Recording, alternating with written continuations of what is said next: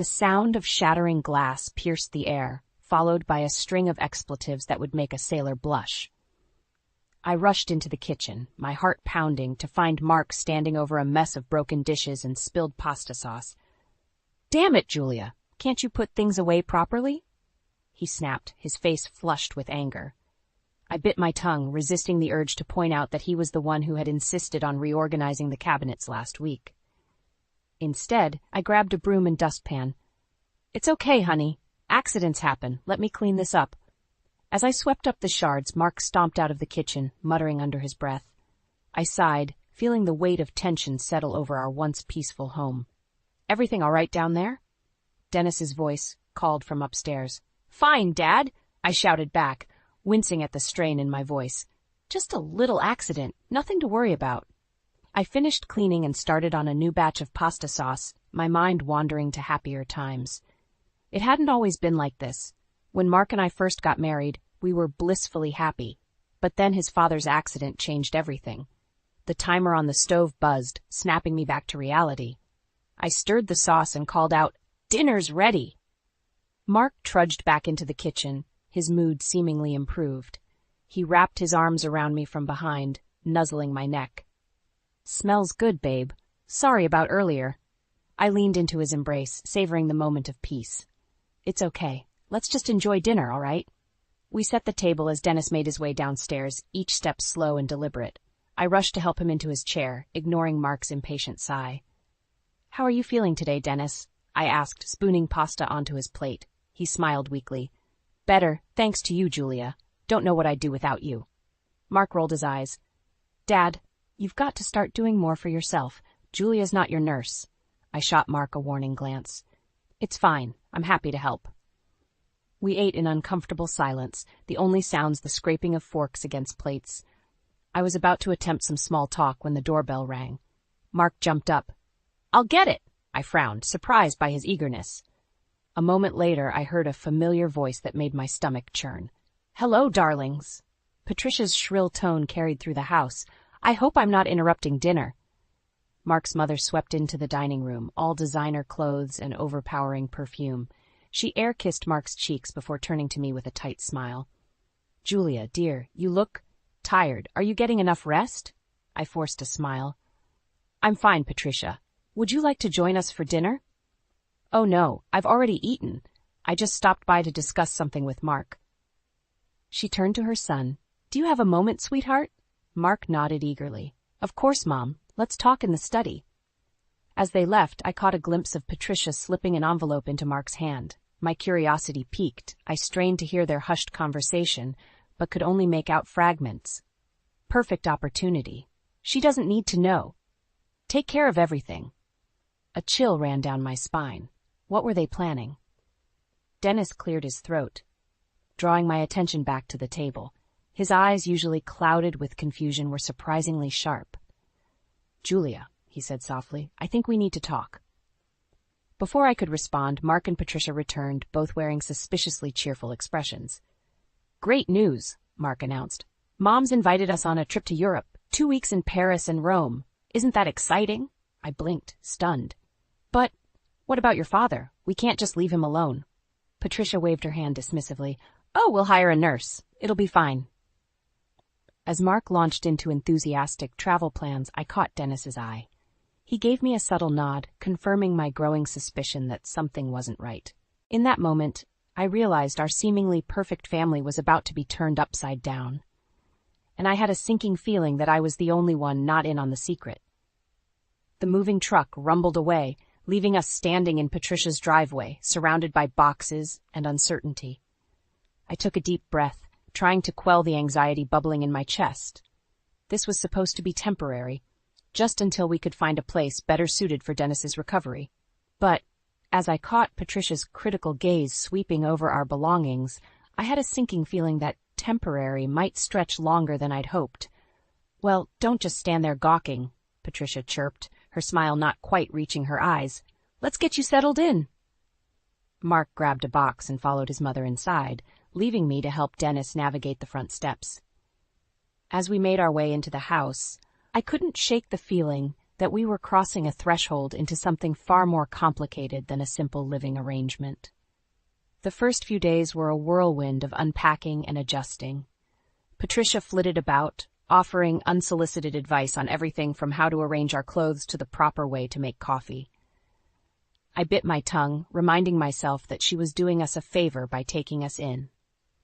One morning, I was helping Dennis with his physical therapy exercises when Patricia burst into the room, her face pinched with displeasure. "Julia, dear," she said, her voice dripping with false sweetness, "I couldn't help but notice you've rearranged the guest room. I thought we agreed you'd keep things as they were." I blinked, caught off guard. "I'm sorry, Patricia. I just moved a few things to make it easier for Dennis to get around." Patricia's eyes narrowed. "Well, I'd appreciate it if you'd consult me before making any changes. This is still my house, after all." As she turned to leave, I saw Dennis roll his eyes behind her back. I stifled a laugh, grateful for the moment of shared frustration. The weeks wore on, and Patricia's helpful suggestions became more frequent and less subtle. She critiqued my cooking, my cleaning, even the way I helped Dennis.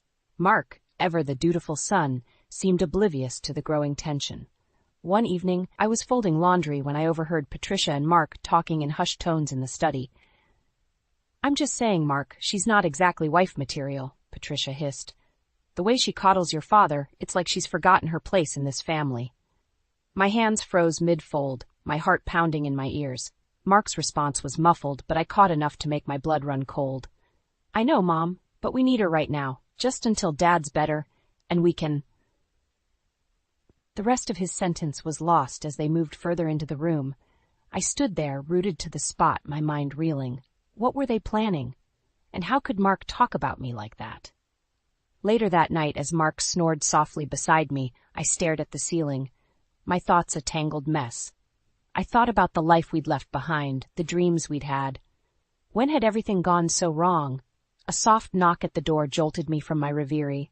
I padded across the room, opening it to find Dennis standing there, looking more alert than I'd seen him in weeks. "Julia," he whispered, his eyes darting nervously down the hall, "we need to talk. There's something you should know about Patricia and Mark." My heart raced as I ushered him into the room.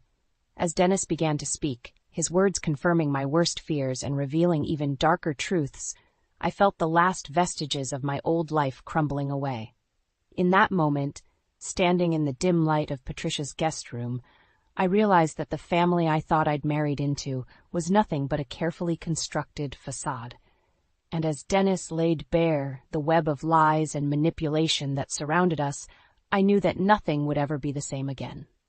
With trembling hands, I reached for my phone. It was time to make some calls and start planning my next move. Because one thing was crystal clear. I couldn't stay in this house of secrets and lies for much longer. As the first light of dawn crept through the windows, I made a silent vow. I would protect Dennis, uncover the truth, and find a way out of this mess, no matter the cost. The morning sun streamed through the kitchen window, mocking my exhaustion. I'd been up since dawn, preparing breakfast, tidying the house, and helping Dennis with his morning routine. As I scrubbed dishes, my mind wandered to the life I'd imagined for myself. This certainly wasn't it. "Julia!" Patricia's shrill voice cut through my reverie. "Where's my morning tea?" I bit back a sigh. "Coming, Patricia." As I set the steaming cup before her, Patricia wrinkled her nose. "Is this Earl Grey? You know I prefer English breakfast in the morning."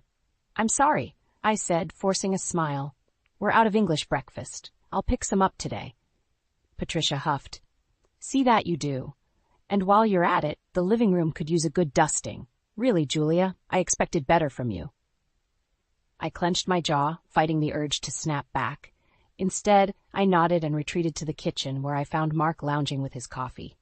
"Honey," I started, "I could really use your help today. Dennis has a doctor's appointment, and I need to run errands." Mark cut me off with a wave of his hand. "Sorry, babe. I've got a big meeting at work. You can handle it, right?" Before I could respond, he was out the door, leaving me alone with my frustration and a mountain of tasks. The day dragged on, each hour bringing a new challenge. Dennis struggled with his physical therapy, his progress seeming to plateau. Patricia's complaints echoed through the house, a constant reminder of my perceived shortcomings. By evening, I was at my breaking point. As I helped Dennis into bed, he squeezed my hand, his eyes full of concern. "Julia," he said softly, "you can't keep going like this. It's too much for one person." I felt tears prick at my eyes. "What choice do I have, Dennis? Mark's always working, and Patricia—" I trailed off, not wanting to speak ill of his wife. Dennis shook his head. "Patricia has always been difficult, but this is beyond the pale. And Mark?" He sighed heavily. "My son should be ashamed of himself." Just then, Patricia's voice rang out from downstairs. "Julia, where are you? These floors won't mop themselves." I closed my eyes, taking a deep breath. "I should go," I murmured to Dennis. As I descended the stairs, I found Patricia standing in the foyer, arms crossed. "Really, Julia," she began, her tone dripping with disdain, "I don't know why you insist on spending so much time with Dennis. He's perfectly capable of putting himself to bed." Something inside me snapped. "He's your husband, Patricia, and he needs our help. Why can't you see that?" Patricia's eyes widened, then narrowed dangerously. "How dare you speak to me like that in my own home?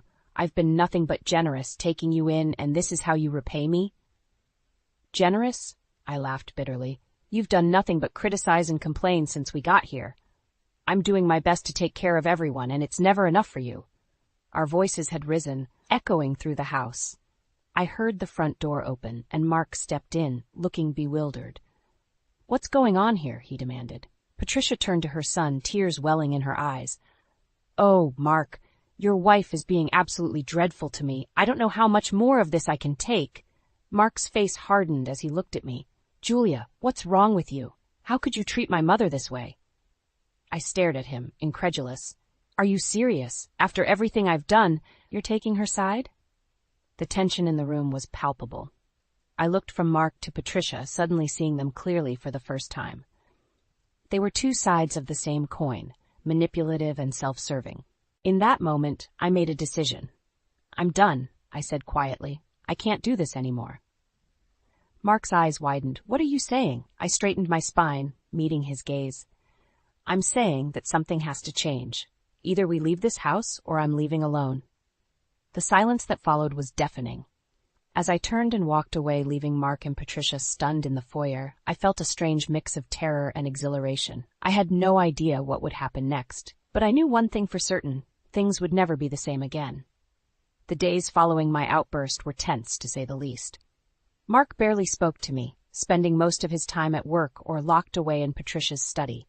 Patricia, for her part, had taken to ignoring me entirely, communicating only through icy glares and pointed sighs. But amid the frosty silence, I found an unexpected source of warmth: Dennis. One morning, as I helped him with his exercises, he grasped my hand firmly. "Julia," he said, his voice stronger than I'd heard in weeks, "I want you to know how much I appreciate everything you're doing." Tears pricked at my eyes. "Thank you, Dennis. That means more than you know." He nodded, a determined look crossing his face. "I've been thinking. It's time I started pushing myself harder." "Will you help me?" "Of course," I replied, feeling a spark of hope ignite in my chest. Over the next few weeks, Dennis and I fell into a new routine. We'd start each day with more challenging exercises, pushing the boundaries of what he could do. Some days were frustrating, filled with setbacks and pain. But there were also moments of triumph. The first time he stood unassisted, the day he managed to walk the length of the hallway with just a cane. Each small victory felt like a personal win, a reminder that my efforts weren't in vain. As Dennis grew stronger, so did my resolve. One afternoon, as we rested after a particularly grueling session, Dennis turned to me with a serious expression. "Julia, there's something you need to know about Patricia and Mark." My heart raced. "What is it?" Before he could answer, the door burst open. Patricia stood there, her face a mask of fury. "What do you think you're doing?" she hissed. "You're pushing him too hard. He's not ready for this." I stood my ground. "Dennis is making great progress. The doctor agrees that—" "The doctor?" Patricia interrupted. "What doctor? I haven't authorized any appointments." "I did," Dennis said firmly. "I'm perfectly capable of making my own medical decisions, Patricia." Patricia's face turned an alarming shade of red. "Mark!" she shrieked. "Mark, come here at once." Moments later, Mark appeared, looking flustered. "What's going on?" Patricia pointed an accusing finger at me, Your wife has been making decisions behind our backs. She's endangering your father's health." Mark's expression hardened. "Is this true, Julia?" I took a deep breath, steeling myself. "I've been helping Dennis with his recovery. Yes, and he's improving. If you'd been around more, you'd see that." Mark's eyes flashed with anger. "How dare you? We took you in, gave you a place to stay, and this is how you repay us?" "Repay you," I laughed bitterly. "I've been working myself to the bone taking care of this family while you two plot and scheme behind my back." The room fell silent. Dennis cleared his throat. "Son, your wife is right. She's been doing all the work while you and your mother—" He trailed off, shaking his head. Mark's face paled. "Dad, you don't understand. We're just trying to protect you." "Protect me from what?" Dennis demanded. "From getting better? From regaining my independence?" Patricia stepped forward, her voice sickly sweet. "Darling, you know your condition is delicate. We just want what's best for you." I watched the exchange, pieces falling into place. The hushed conversations, the mysterious meetings, the resistance to Dennis's recovery, it all pointed to something sinister. "What are you two hiding?" I asked, my voice barely above a whisper. Mark and Patricia exchanged a panicked look. In that moment I knew. Whatever secret they were keeping, it was big, and it had everything to do with Dennis's accident and recovery. Dennis struggled to his feet, leaning heavily on his cane. "I think it's time we had a family meeting," he said, his voice filled with a quiet authority I'd never heard before. "No more secrets, no more lies." As I helped Dennis to the living room, my mind raced. Whatever was about to be revealed, I had a feeling it would change everything. And I knew with absolute certainty that I was ready to face it head on. The time for playing happy families was over. Now it was time for the truth. The tension in the living room was palpable as we gathered for the long-overdue family meeting. Dennis sat in his armchair, his posture more upright than I'd seen in months. Mark and Patricia perched on the edge of the sofa, exchanging nervous glances. I stood by the fireplace, my heart pounding. Before anyone could speak, Patricia cleared her throat. "Before we get into whatever this is, I have an announcement to make." She plastered on a bright smile. "Mark and I are going on a vacation to Europe, 2 weeks in Paris and Rome.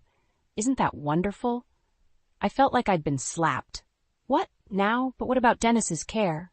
Mark avoided my gaze. "We thought you could handle it, Julia. You've been doing such a great job." Dennis's eyes narrowed. "And when were you planning to inform me of this little getaway?" Patricia waved her hand dismissively. "Oh, darling, we didn't want to burden you with the details. You know how travel talk exhausts you." I couldn't believe what I was hearing. "So you're just going to leave? After everything that's happened?" "Now, Julia," Patricia said, her voice sickly sweet. "Don't be dramatic. It's just a little vacation. We all need a break sometimes, don't we?" Something inside me snapped. "A break? A break from what exactly? From watching me run myself ragged, taking care of your family while you two scheme and plot?" Mark stood up, his face flushed. "That's enough, Julia. You're out of line." "No, she's not," Dennis said quietly. "Julia's right. It's time we address the elephant in the room."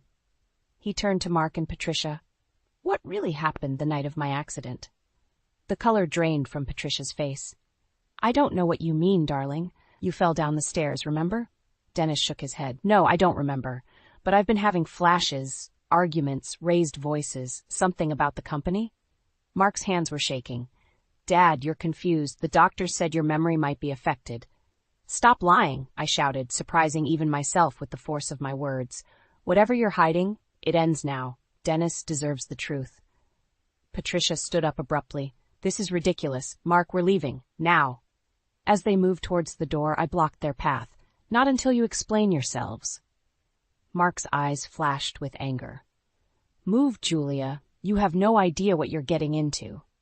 "Then enlighten me," I challenged. For a moment, I thought Mark might push past me, but then his shoulders sagged. "Fine. You want the truth? Dad was going to sell the company. He said he was tired, wanted to retire. But Mom and we couldn't let that happen. We tried to talk him out of it, but he wouldn't listen." Dennis's voice was barely a whisper. "So you what? Pushed me down the stairs?" Patricia let out a strangled sob. "It was an accident. We were arguing, and you just fell. We never meant for any of this to happen." The room spun around me as the implications of their confession sank in. They had been willing to let Dennis languish, to keep him dependent, all to maintain control of the company. "You monsters," I breathed. Mark reached for me. "Julia, please, you have to understand." I recoiled from his touch. "Understand what? That you've been lying to me our entire marriage? That you were willing to sacrifice your own father's health for money?" Patricia's eyes hardened. "You ungrateful little—" "Enough!" Dennis's voice boomed through the room. With effort, he pushed himself to his feet. "Mark, Patricia, I want you out of this house. Now." "But Dad—" Mark started. Dennis held up a hand. "No, I've heard enough. Go on your vacation. When you return, my lawyers will be in touch." As Mark and Patricia hurried out, casting panicked glances over their shoulders, I felt a strange mix of relief and terror. The truth was out, but the battle was far from over. Dennis turned to me, his eyes filled with a mixture of pain and determination. "Julia, I'm going to need your help. Are you with me?" I took a deep breath, squaring my shoulders. "Every step of the way, Dennis. Whatever comes next, we'll face it together." As the door slammed behind Mark and Patricia, I knew we were standing on the precipice of something monumental. The life I had known was over. But perhaps, just perhaps, something better was about to begin. The house felt eerily quiet in the days following Mark and Patricia's hasty departure.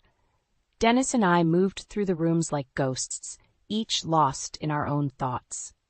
The weight of recent revelations hung heavy in the air, a constant reminder of the betrayal we'd both endured. On the third morning, I was preparing breakfast when Dennis wheeled himself into the kitchen, a determined look on his face. "Julia," he said, his voice stronger than I'd heard in months, "we need to talk." I set down the spatula, my heart racing. "What is it, Dennis?" He took a deep breath. "I haven't been entirely honest with you. My recovery, it's been progressing faster than I've let on." To my astonishment, Dennis pushed himself up from the wheelchair, standing on shaky but steady legs. He took a few tentative steps towards me, no cane in sight. "Oh my God," I breathed. "Dennis, this is amazing, but why didn't you tell me?" His eyes clouded with shame. "I was afraid of what Patricia and Mark might do if they knew I was getting better. But after what happened, I can't hide anymore." As the implications of his words sank in, a mix of emotions washed over me. Joy at his progress, anger at the deception, and a growing sense of determination. "We need to act fast," I said, my mind racing. "Mark and Patricia could be back any day. We need a plan." Dennis nodded grimly. "I've been thinking about that. I know where Patricia keeps all the important documents, financial records, company papers, everything. If we can get our hands on those—" "We could expose them," I finished, a spark of hope igniting in my chest. For the next few hours, Dennis and I pored over the house, searching for any evidence of Mark and Patricia's misdeeds. We found hidden bank statements showing suspicious transfers, emails discussing the accident, in coded language, and even a draft of a revised will that would have left Dennis with nothing. As we sat surrounded by damning evidence, Dennis's phone buzzed. His face paled as he read the message. "It's Mark," he said, his voice tight. "They're coming back early. They'll be here tomorrow morning." Panic clawed at my throat. What do we do? Dennis's eyes hardened with resolve. "We finish this tonight." What followed was a whirlwind of activity. We scanned documents, made copies, and prepared a detailed timeline of events. Dennis called his lawyer, arranging an emergency meeting for first thing in the morning. As night fell, we sat in the living room, the fruits of our labor spread out before us. The magnitude of what we were about to do hit me like a tidal wave. "Dennis," I whispered, "are you sure about this? Once we do this, there's no going back." He reached out, grasping my hand tightly. "Julia, you've been more family to me in these past months than my own flesh and blood. Whatever happens, we face it together." Tears pricked at my eyes as I nodded, squeezing his hand in return. Suddenly, the sound of a car pulling into the driveway shattered the moment. My blood ran cold as I heard familiar voices approaching the front door. "They're back," I hissed, panic rising in my chest. "What do we do?" Dennis's face set in grim determination. "We stand our ground. No more hiding. No more lies." As the key turned in the lock, I felt a strange calm settle over me. We'd prepared for this, planned for every contingency. Whatever Mark and Patricia threw at us, we were ready. The door swung open, revealing Mark and Patricia, their faces a mix of surprise and suspicion as they took in the scene before them. "What's going on here?" Mark demanded, his eyes darting between Dennis and me. I stood up slowly, my heart pounding but my voice steady. "Welcome home," I said, my tone laced with steel. "We need to talk." As Mark and Patricia stepped into the room, the air crackled with tension. This was it, the moment of truth. Everything we'd been through, everything we'd discovered had led to this confrontation, and I was ready to fight with everything I had. The tension in the room was suffocating as Mark and Patricia stood frozen in the doorway, their eyes darting between Dennis and me, and the incriminating documents spread across the coffee table. "What is all this?" Patricia demanded, her voice shrill. I took a deep breath, steadying myself. "This is the truth, Patricia. All of it." Mark stepped forward, his face a mask of fury. "What have you done, Julia, going through our private papers? This is a violation." "No," Dennis interrupted, slowly rising to his feet. "The only violation here is what you two have done to this family." Patricia's face drained of color as she watched her husband stand. "Dennis, how—" "You're walking." "No thanks to you," I spat, my anger finally boiling over. "We know everything. The accident, the company, the will, all of it." Mark lunged forward, reaching for the papers, but I was quicker. I snatched them up, backing away. "Don't even think about it, Mark. It's over." "You don't understand," Mark pleaded, his composure cracking. "We were trying to protect the family legacy. Dad was going to throw it all away." Dennis's voice was cold as steel. "It wasn't yours to protect, son. The company, the money, none of it matters more than trust and family, something you seem to have forgotten." Patricia's eyes narrowed dangerously. "You ungrateful little witch," she hissed at me. "We took you in, gave you everything, and this is how you repay us? By turning my husband against us?" I stood my ground, meeting her gaze. "You did this to yourselves, Patricia. Your greed, your manipulation. It ends now." The room erupted into chaos. Mark lunged for the documents again, this time managing to grab a handful. Patricia screamed accusations, her carefully manicured facade crumbling. Dennis tried to intervene, but in the scuffle, he lost his balance. Time seemed to slow as I watched Dennis fall. In that moment, all I could think about was that night, the night of his accident. Had it looked like this? Had he reached out, desperate for help, only to be betrayed by those he trusted most? I dove forward, managing to catch Dennis before he hit the ground. As we stumbled, my elbow caught the edge of the coffee table. Pain exploded through my arm, but I held on, easing Dennis onto the sofa. "Enough!" I shouted, my voice raw with emotion. "Look at what you're doing. Your own father. You'd risk hurting him again just to cover your tracks?" Mark froze, the papers clutched in his trembling hands. For the first time I saw a flicker of shame in his eyes. Patricia, however, was beyond reason. "You have no right," she seethed. "This is our home, our family. You're nothing but an interloper, a gold digger who—" "That's enough, Patricia," Dennis cut in, his voice quiet but firm. "Julia is more family to me now than either of you, and as of this moment you are both no longer welcome in this house." The silence that followed was deafening. Mark's face crumpled, the reality of what he'd done finally sinking in. Patricia stood rigid, her mouth opening and closing like a fish out of water. "You can't be serious," she finally managed. "You can't just throw us out. Where will we go?" I stepped forward, my voice steady despite the turmoil inside me. "That's not our problem anymore. You have until morning to pack your things and leave. If you're not gone by then, we'll have no choice but to involve the authorities." As the weight of our words sank in, I saw the fight drain out of Mark and Patricia. They looked suddenly small, defeated, no longer the towering figures of authority and control they'd once been. Dennis reached for my hand, squeezing it gently. "It's over," he whispered. But as I looked at the broken family before me, at the husband I'd once loved and the life I'd thought I wanted, I realized that this wasn't an ending. It was a beginning, and for the first time in months, I felt a glimmer of hope for the future. "No," I said softly, straightening my shoulders. "It's just beginning." The morning sun streamed through the windows as Dennis and I sat in his study, surrounded by stacks of documents and a sense of grim determination. It had been a week since we'd confronted Mark and Patricia, a week of sleepless nights and endless preparation. Today was the day we'd take everything public. "Are you ready for this?" Dennis asked, his voice steady but his eyes betraying a mix of sadness and resolve. I took a deep breath, nodding. "As ready as I'll ever be." What about you? This is your family we're about to expose. Dennis reached across the desk, grasping my hand. You're my family now, Julia. What Mark and Patricia did, they stopped being family the moment they chose greed over love. With trembling fingers, I pressed send on the email that would change everything. In an instant, our carefully compiled evidence was on its way to the board of directors, the company's legal team, and select members of the press. The response was almost immediate. My phone began buzzing incessantly with calls and messages. Dennis's lawyer arrived, looking grim but determined. As the morning wore on, the story broke across local news channels. Breaking news: scandal rocks prominent family business. CEO Dennis Hawthorne alleges attempted murder and fraud by son and wife.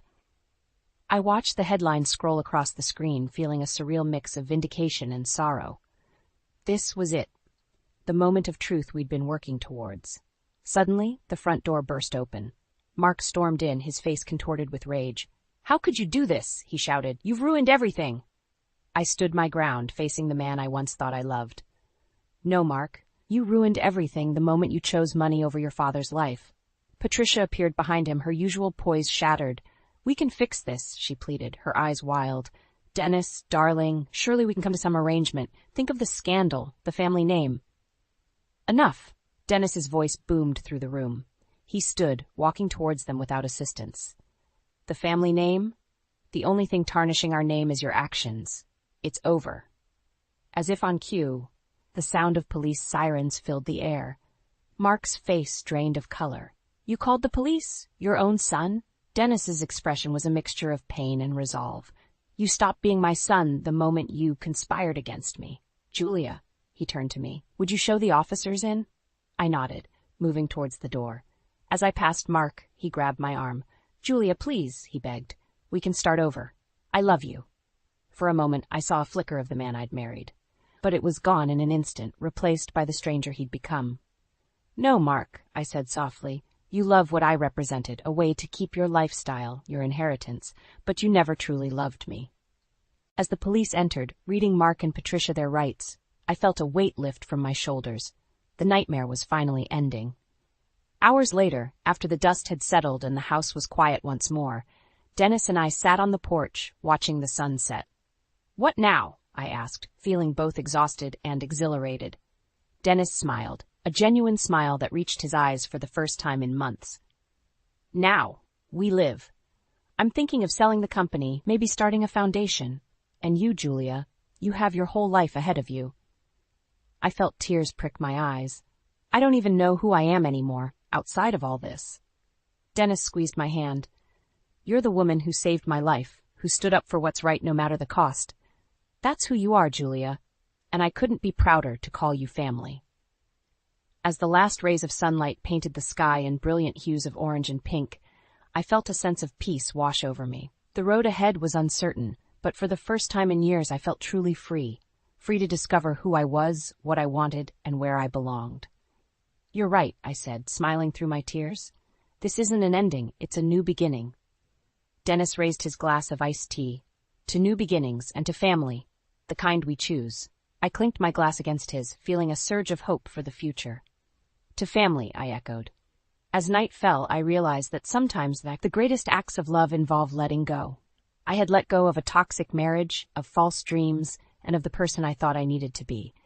In return, I had gained something far more precious: self-respect, true family, and the courage to face whatever came next. The journey had been painful, but as I sat there with Dennis, I knew that every step had been worth it.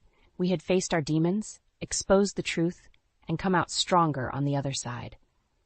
And now, finally, we were free to write our own stories.